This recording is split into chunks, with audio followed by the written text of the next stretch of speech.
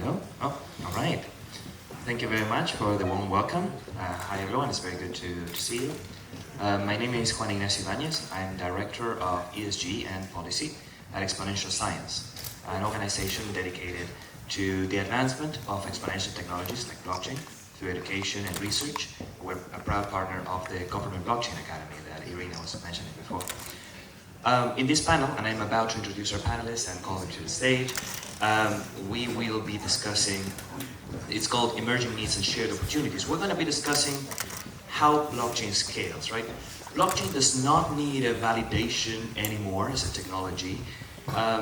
We all know, if we're in this room, hopefully engaging the audience correctly, we know what blockchain is, and we've all heard of pilots, projects using blockchain in supply chains, using blockchains for financial inclusion, for climate action, but for true global transformative impact at a large scale, we need to move past the pilot stage. So this is what we're going to be discussing in this panel, how we get past the pilot stage, how we replicate, how we scale. And I'm not going to be doing the talking, that's going to be our amazing panelists who are working on the field right now, developing and implementing and fighting for all of this. So I would be very glad to invite to stage Misheck Thawani from UNDP Malawi.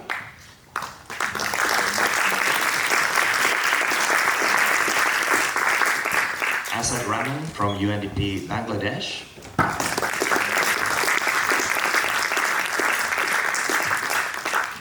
Maaza from Cardano Foundation. And I believe we have a small delay with one of their panelists who is delayed in a flight, so she might be joining us a bit later. Dr. Lisa Cameron from the UK-US Crypto Alliance, so she might be joining us later. Let's take a seat and welcome, thank you for being here. Well, let's start, before getting into the meat of the discussion, let's start with what you're doing so that everybody knows here where we're coming from. Maybe, Misheck, would you like to introduce yourself and the work that you're doing? Thank you, Juan. Really excited to be part of this discussion. My name is Misheck Thawani, and I'm working with UNDP Malawi, where we're exploring how blockchain can be leveraged to strengthen transparency as well as accountability in humanitarian aid delivery. So we're working on piloting a solution that offers end-to-end transparency in how aid transitions from source to beneficiary. So really looking forward to hearing from my fellow panelists as well as sharing our experience in Malawi. Thank you. Thank you very much. Azad? Thank you. Very good morning to everyone. This is A.K.M. Azad Rahman. So I'm the project coordinator working with the UNDP Bangladesh. So today I'll talk about how we are using the blockchain technology as a potential solutions for building the resilience of the climate victims. So we are working with the 42,500 most disadvantaged women who are suffering a lot for the climate change impact. On the ground, as you know, that Bangladesh is one of the biggest, the vulnerable countries in the world due to the climate change. And women are taking the most burden of this impact. So we were working with these, we have been working with those women on the ground, remotest part mostly, building their resilience. So we trying to transforming their financial and economic and the capacity building processes.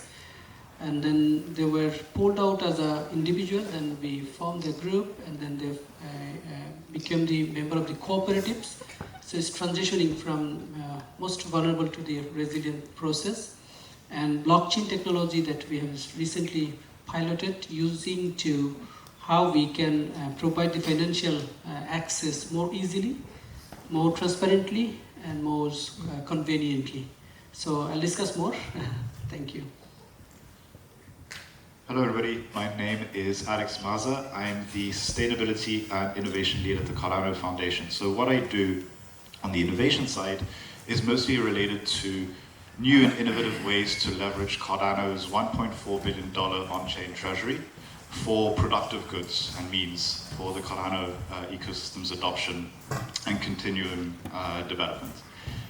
On the sustainability front, I try to bring that expertise specifically to leverage that to fund sustainable development and humanitarian action and find new ways of doing this. One of the ways that I think we as a Cardano ecosystem are really proud to support the UNDP and its work is through the provision of catalytic funding to the tune of $600,000 in ADA for the SDG blockchain accelerator, which also enabled UNDP to then go forward and add on additional partners and grow this initiative into something that is multi-chain, international, and hopefully quite impactful. I think we have two of the teams that have been implementing these things, so I'm pretty excited to learn about what you've been up to. Thank you. Oh, thank you very much, Alex. Actually, let me follow up on that. Can you, so you mentioned the treasury funding and some of the goals. Would you be able to tell us about a specific initiative, and particularly, what do you see as the value add of blockchain? Obviously, if you're working with so many initiatives, there may be many different angles to this, right? But one angle of the value of blockchain that you'd like to highlight for some of the sustainable development goals, maybe? I have too many projects that are favorites, and I'm probably going to have two more after this panel. So I'll take kind of a macro stance. I think there's a double-sided opportunity. One for Web3 and blockchain ecosystems, and by that I mean layer 1s, layer 2s that have either a foundation treasury or an on-chain treasury, and then UN and other humanitarian and sustainable development organizations. Now, for the sustainable humanitarian side, there is a funding crunch, or perhaps a lack of international solidarity, as one of the former speakers mentioned, but there is a resource crunch, financially speaking. There's also not as much resources to go into the technical components of technology implementation in the third sector. On the other hand, but what the UN and other organizations do have is direct connections to government, legitimacy, engagement. On the other hand, you have Web3 that is looking for legitimacy, looking to engage governments and policymakers for clearer regulation. Heaps of money in on-chain treasuries. I think there's something like $16.5 billion worth of crypto in on-chain treasuries today. Cardano is only a small part of that. And then lastly, there's a wealth of technical talent. And for me, connecting these two things are really, the double-sided opportunity that we're actually seeing here today in a very small way for now. Thank you very much for that. It's going to be a bit of an abrupt jump in the conversation, but I want to take the opportunity to welcome another panelist, Dr. Lisa Cameron from the UK. So, Lisa, please, if you could introduce yourself and tell us a bit about your work. Oh, thank you so much for having me here. I've just actually come from UN in New York last night, so the flight was slightly delayed. So 9 years I was an MP in the UK Parliament. Actually, not with a tech background, a psychologist, the first psychologist to be elected to the UK Parliament. And I think the constituents agreed that most parliaments should have a psychologist. So that's one of the learning curves we had. Got into this sector in 2021 when I chaired the crypto group, the very first one in the UK Parliament in the House of Commons, and we took it from no discussions at all about the sector, blockchain crypto in 2021 to 2024, over 250 contributions. So a real upsurge in our learning, in our skills, yeah, it's a pleasure to be with you and to be thinking about what the MPs were always asking and the work that I'm actually doing so much more of now, which is thinking about the social impact. And this is what, when you're speaking to your representatives in your parliament, they will be asking, what is the social impact and how does this help people's lives? And I think that's the key thing, which is why I'm so pleased to be with you today. Thank you very much. That's a teaser for lots of questions that I have for you later. Speaking of teaser, Misheck, you started to describe your work with blockchain at UNDP Malawi, but then you left us hanging there, and I would like to understand better exactly how you are using blockchain and what this is achieving for you. Thank you. So, us as UNDP Malawi, we are using blockchain for humanitarian aid delivery. So the challenge that we have in Malawi, and also like in many countries in the global south, is that we are usually faced with fragmented systems. Humanitarian actors all often work separately, so we work in silos, and then at the end that brings duplication, for example in beneficiary data, and then there's also lack of accountability across partners.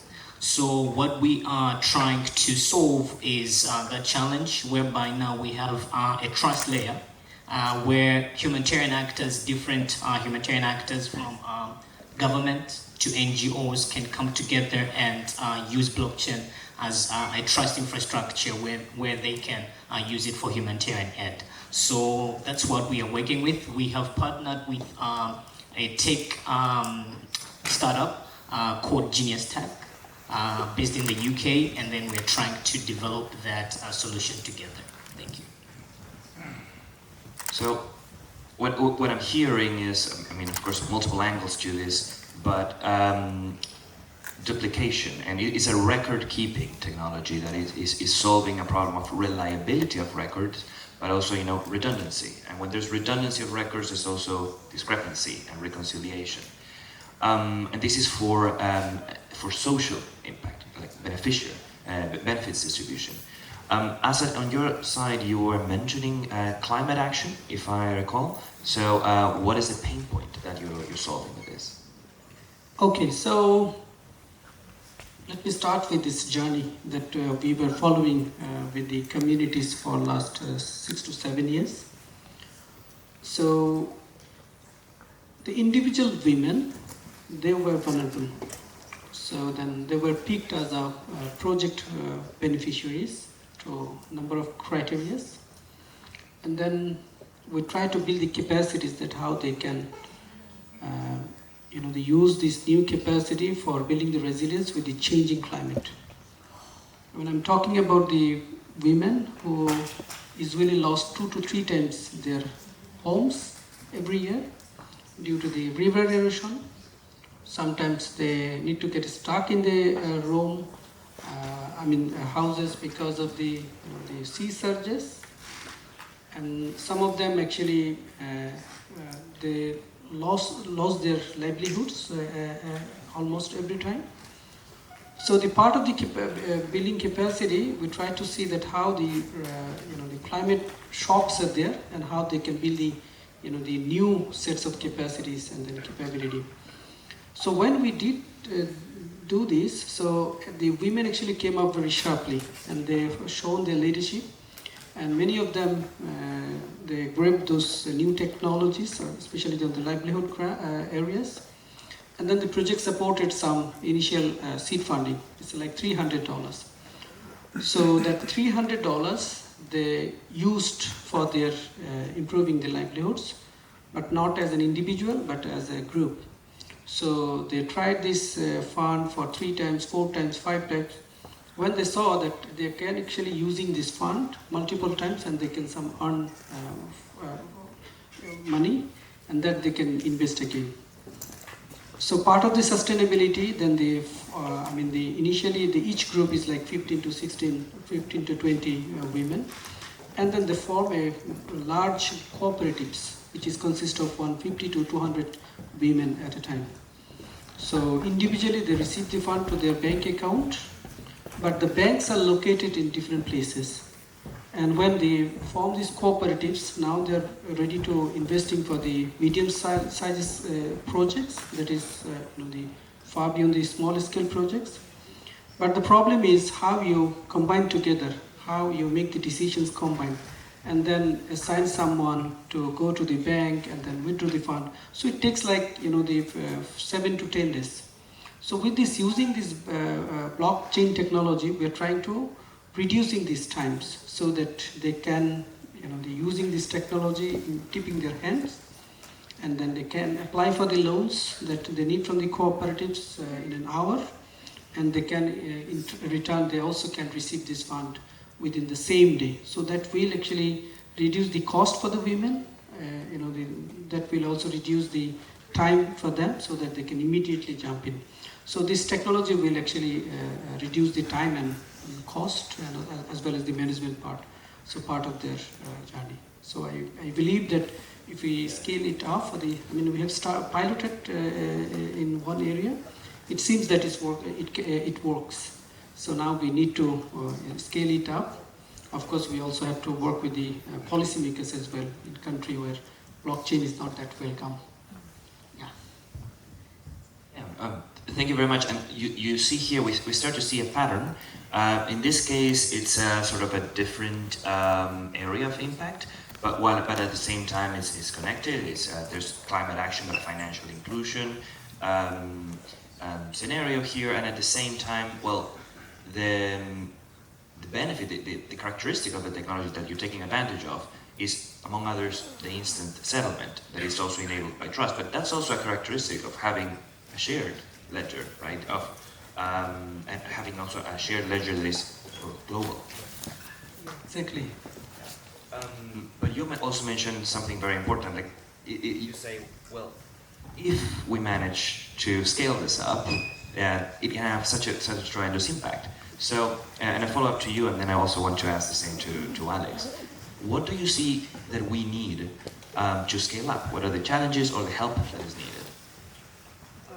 I think some of the scale-up potential that we have figured it out, that we also have mobilized one wild financial company who will be part of this blockchain. But on the policy issues, regulatory issues, so we are working with the regulators as well, that how they can give the access and permission to use that. So we just got the permission to use this as a pilot, but not as a full scale. So that is the one area that we have to work with. Then it will do with the 42,500 women that we are working, and also in the coming days, so we are aiming to work with the 100,000 more climate vulnerable people. So from the day one, we can use this cutting-edge technology for their financial and financial inclusion. I think the other emerging potential that we recently explored, and we are going to have another piloting the next year, using the blockchain technology in the insurance. So recently we have piloted 2 parametric insurance in our program areas, where the farmers receive the compensation without even claiming, based on the weather index, weather the parameters. But then this funding, the claims are not received by them directly. Then it takes some time. So from this experience, what we are learning that if we put the conditionalities, once parameters are exchanged, and then beneficiaries' informations are shared, so automatically they can, because they don't need to raise they apply for the payout anymore. It's automatic. But the system itself needs the financial accelerator, and blockchain can provide this technology.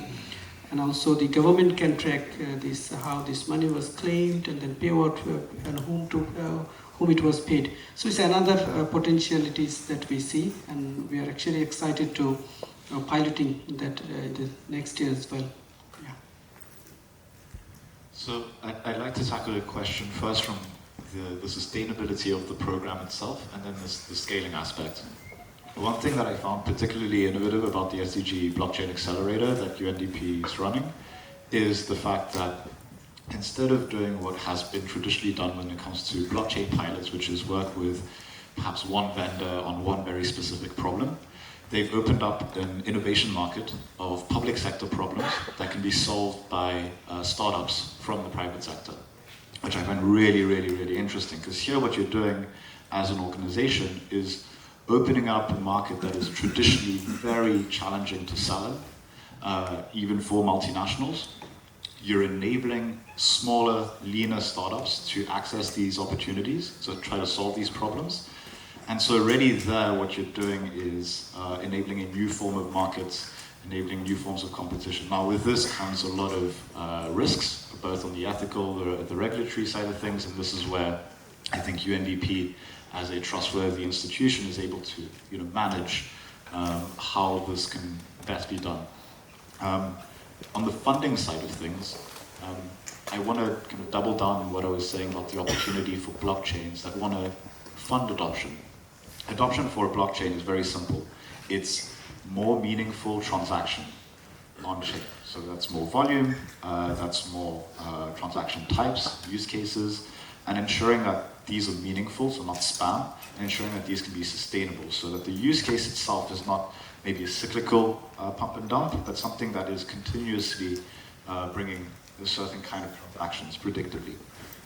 If you put a grant from an on-chain treasury towards that, you can get a return that is technically non-financial or non-profit for the real world. But for the blockchain itself, the return on adoption on that investment is something that can happen. So for example, on your use case, if that scales to a point beyond what the initial seed funding was for that startup, that is a positive return for the blockchain ecosystem itself. So this is why I like to think of blockchain ecosystems as maybe a new form of donor, non-state donor, to the humanitarian space. On the scale side of stuff, this is like the hot topic, right? 50 plus pilot implemented by this project. Should I project? Or just use his microphone?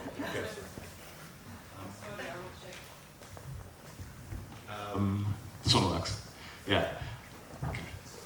And just to quickly wrap this up, on the scale side of things, I think because the accelerator is going broad in terms of use cases, protocols, and countries, you will be able to identify what are common pain points much more quickly than by doing bespoke pilots in very limited locations. And so hopefully find the best way to leverage resources, where to put some efforts in when it comes to the regulator and policymakers, as well as government agencies. This is the good one. That one's not working either. Yeah, I think the receiver okay. is Which one's the good one? none. Hello. Maybe it's just me. And just to wrap that up, I think managing private sector engagement in solving public sector problems is where UNDP is going to come in very importantly as this scales. I grew up in South Africa. I've seen what happens in the public sector there. It's tough. It was my personal perspective. And I think UNDP can mitigate some of these things. I hope this works, yes. No, I mean, I think these are amazing examples. They're exactly what the members of Parliament that I've been doing it with have been asking about.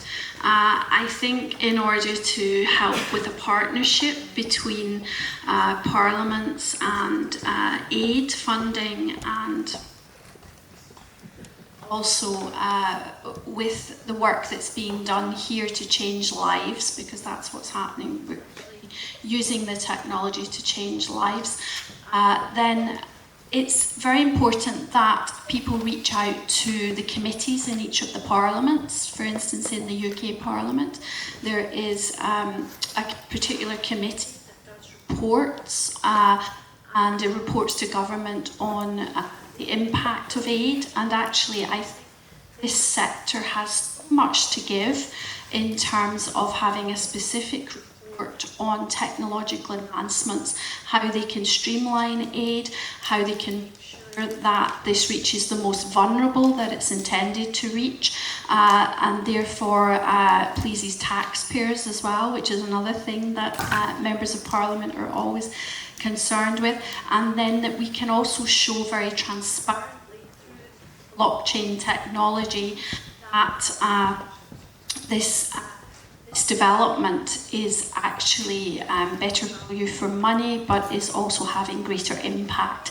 And I think when you can demonstrate that in the parliaments, through the committee reports, through giving evidence, I would love it, for instance, if the people who are speaking today could come and give evidence to some of the committees in the parliament in the UK, and I'm sure that the European Parliament would also be very interested. When I was there in June, the members of the European Parliament were saying they need to know much, much more about technology and advancements. And actually, when we had the Children's Parliament come to the UK this last year now, actually, to speak to us about what was important to them, it was about technology, jobs of the future.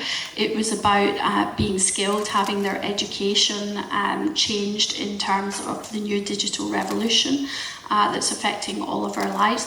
And when we had the MPs in the room, the members of the House of Lords, whose average age might be about 97 maybe, and the children whose ages were about 7 up to 15.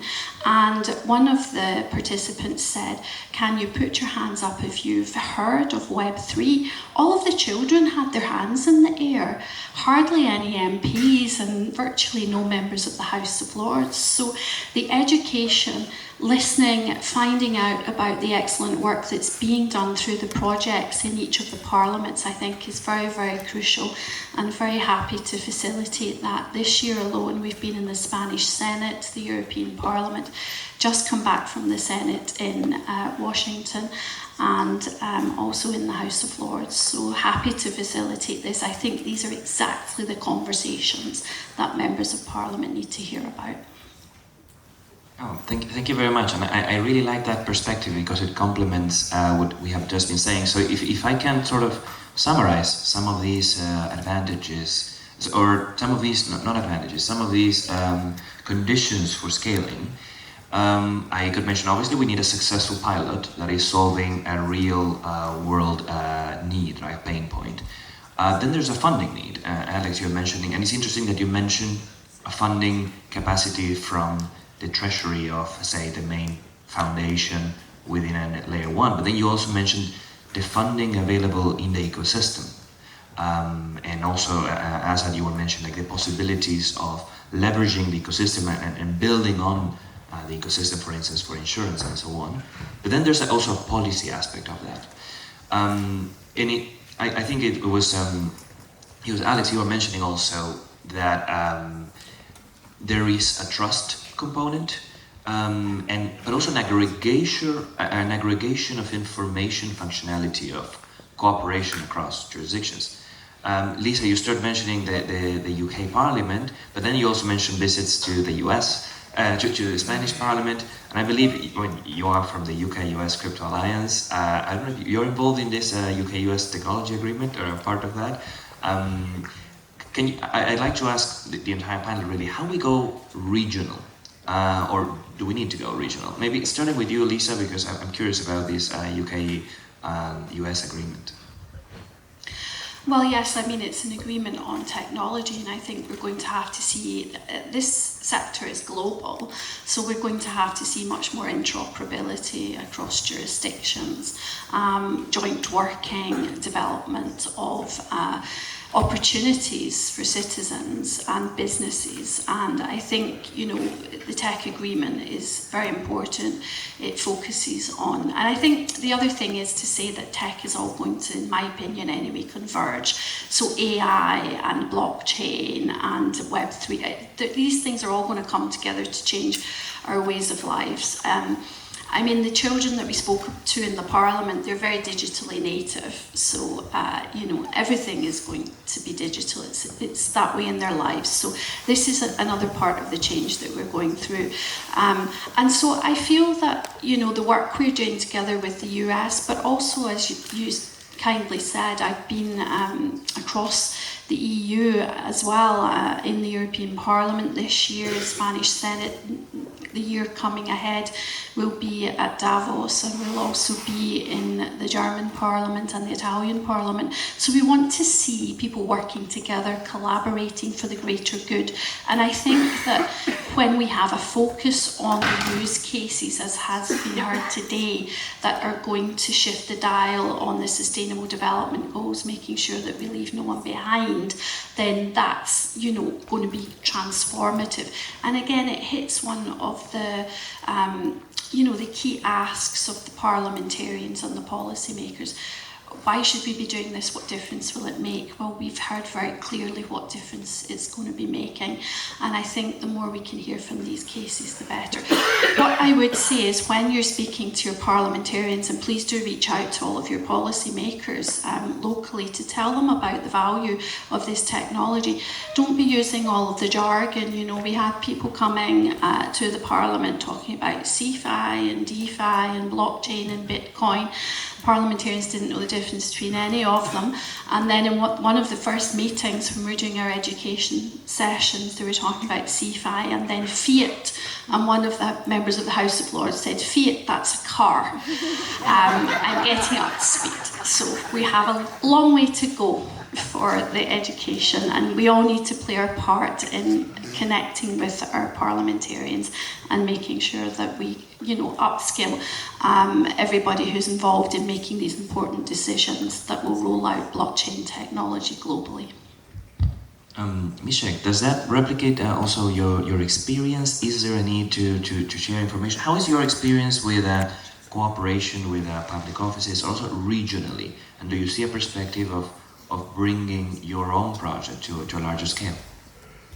Yeah, absolutely. Because for me, when I hear shared systems or shared solutions, then I also, you know, at the same time think about shared problems. So I think we need to start from there, you know, gathering stories on what's the reality on the ground, what are people facing that blockchain can come in as a solution.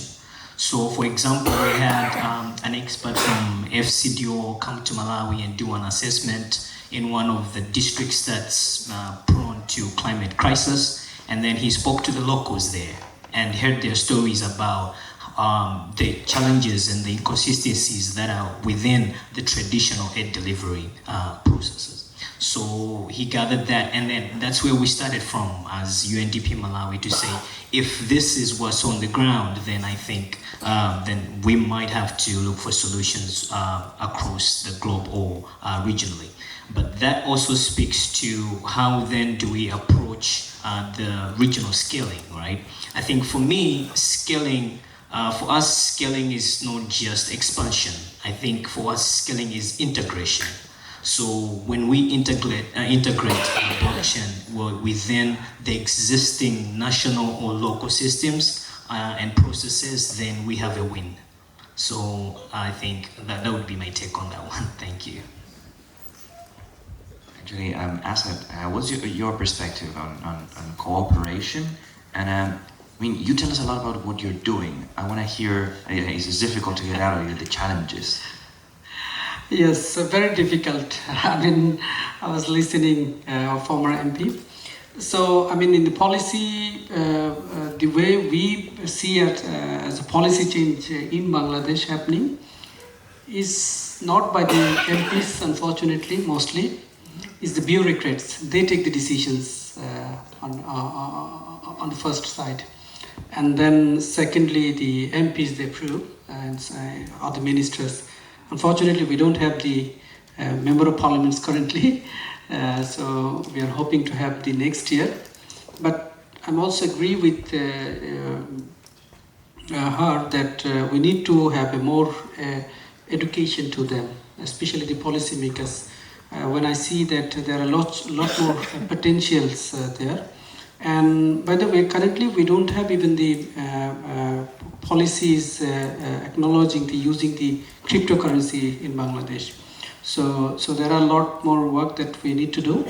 But at the same time, I mean, to convince the government, you need to have some piloting so that they can learn and then they can they take it as the examples to formulate the new policies.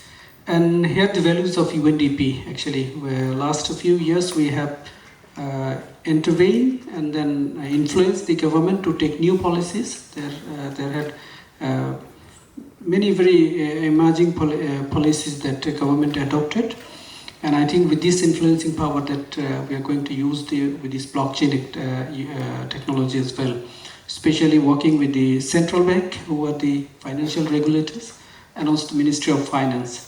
So, I mean, it's not that easy, that the way we are discussing, but the potential is so much.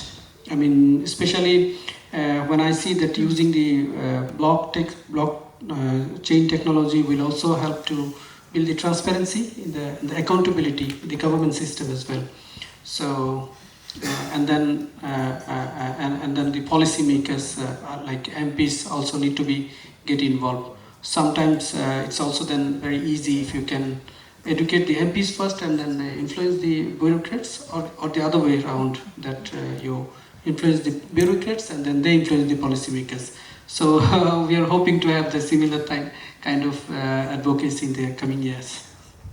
That's very interesting, because you mentioned, it's not easy, right? And it's one of the main challenges that's coming from this panel. We need to educate even the policymakers, the regulators, the bureaucrats, different levels of the same organization. It's an information diffusion problem, but at the same time it shows the potential, because it means that if we're having some adoption and all these many pilots for so many years without that kind of support, it means that it's coming from the grassroots, which in the long run I think creates a very hopeful landscape, right? Because there means there is a demand at the ground level.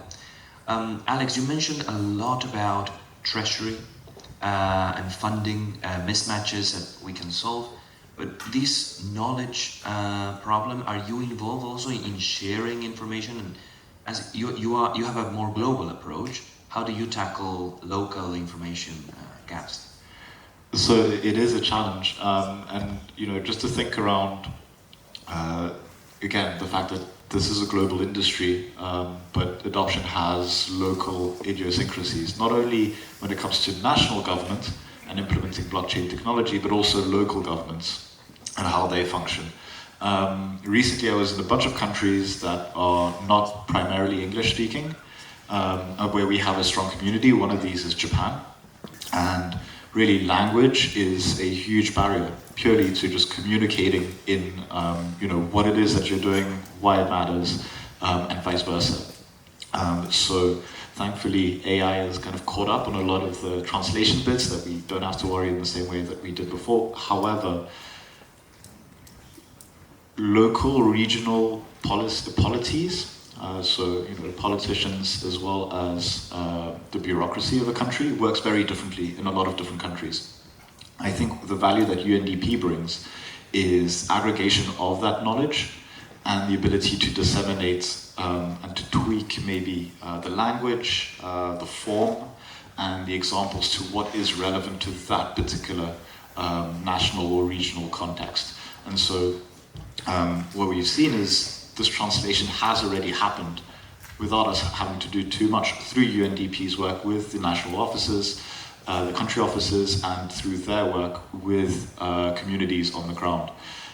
So I think it's a multi-party type of approach. And then when it comes to policymakers, I think that's just,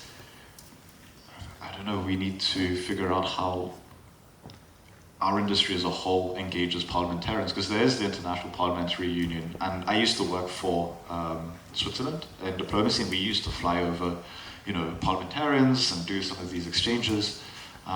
Maybe we need more of your types of firms to educate policymakers. But yeah, so translating quite literally and then figuratively is my answer. No, I think you're right, and the more I'm listening to the importance of the work that's being undertaken, I think that it's just maybe not known about in the parliamentary circles, and having the select committees in the parliaments produce inquiry reports, I think is going to be very important.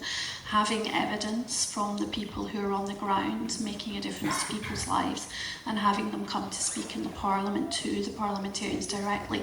And also, as you say, through the IPU. I used to be on the UK board of the IPU. They do fantastic work, and they connect parliamentarians globally.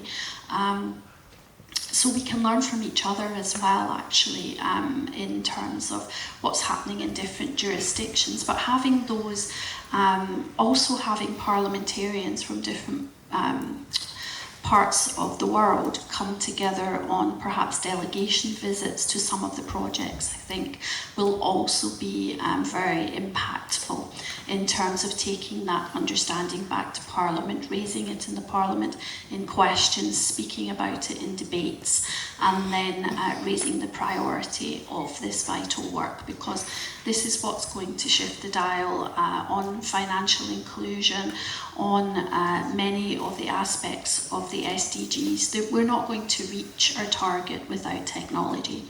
And so therefore this work is vital, and I think it's the lack of understanding and knowledge as to how much is being done already, and we need to make sure that there's greater awareness and education. And Lisa, quick follow-up on that, because you mentioned, I mean, you are the person to ask about the art of sharing this knowledge with the policymakers. So if we need to go about how to share this information, you're telling us, okay, this is how you do the work. You need to go to the meetings, do the briefings, and so on.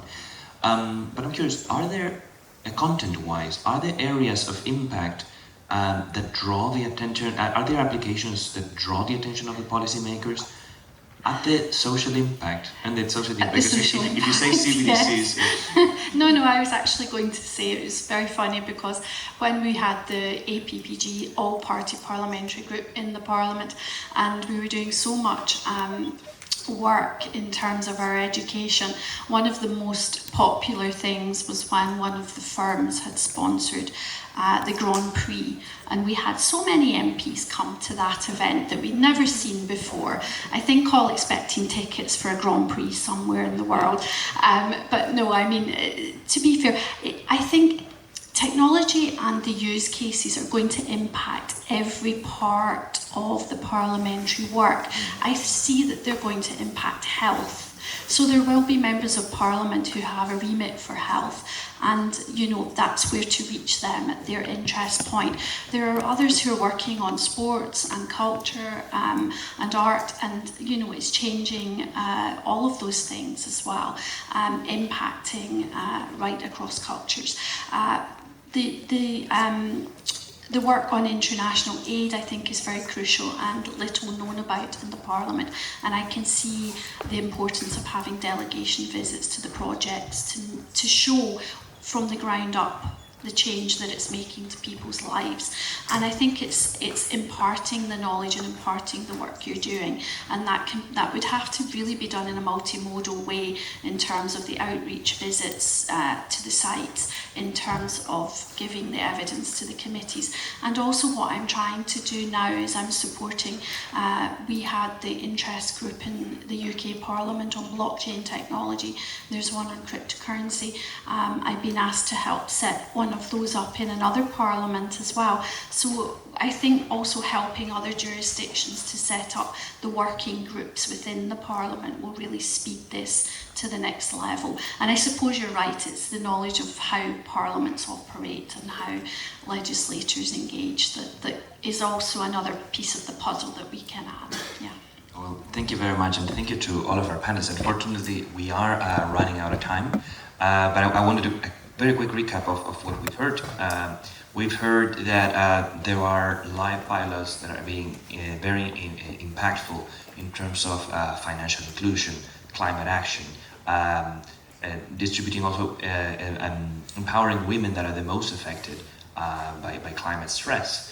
And it's the technology is bringing a value add in terms of reconciliation, error reduction, instant settlement, but also resolution of funding mismatches. And what we need the most for this to scale is to share this across different levels, a multi-level and multimodal, as you were saying, information sharing with both the public and the private sector. Share that information so that we can also leverage the trust and the capacities of the public sector and empower that sector as well. And that's a good part of what everyone is here saying that UNDP is doing. So also thank you for your work. And yeah, I mean, I can't wait to the next panels where the discussion will continue. So thank you everyone, and I hope you like the discussion.